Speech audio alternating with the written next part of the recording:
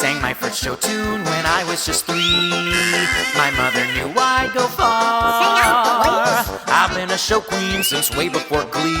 Now I'm a Broadway star. Well, not exactly, but my friend has a friend who knows Idina Menzel. Well, you know, I mean, sort of. So things are happening, you'll see. But till my ship comes in, I've got a lot to tell you. Let's start chewing the scenery with... Welcome to Chewing the Scenery with... me.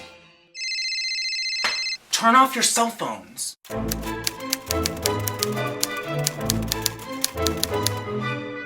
Chapter 7, Evita, Part 1, Audition and Out of Town, 1979.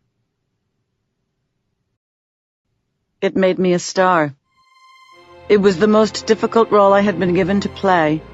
It also gave me a reputation and a shadow of controversy that has followed me to this day and took its toll on every aspect of my life. Nothing has ever come easy for me. What many believe must have been a glorious ascent into heady stardom was, for me, a trial by fire, with a constant threat of being burned at the stake.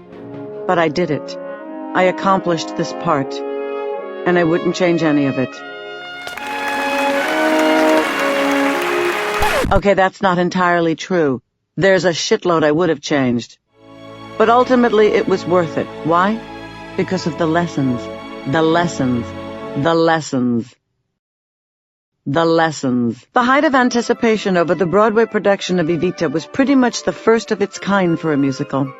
There's no question that it was, and is, a benchmark in musical theater. The music had been around for a couple of years. In 1976, Tim Rice and Andrew Lloyd Webber put out a concept album of Evita. As I listened to it, all I could think was that this guy, Andrew Lloyd Webber, hated women. The high notes in the score, which the character of Evita sits on all night long, are placed in the passaggio, or the passage. The passaggio are the weakest notes to produce as the voice passes from chest to head. I had to audition for Evita. There was only one problem. Every actress in the country wanted this part. Barbra Streisand, Anne Margaret, Meryl Streep, Faye Dunaway. Clearly, Patti LuPone, with one pre-Broadway disaster to her credit, was a dark horse. But what they were finding out was almost nobody could sing it.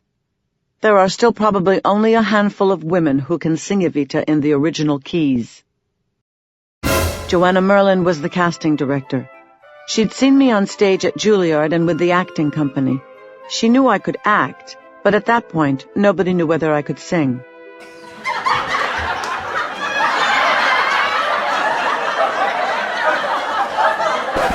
After the preliminary audition, Joanna asked me to keep myself free for the final callback.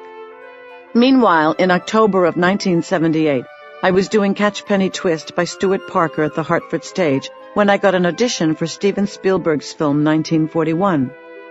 Nancy Allen got cast in the role.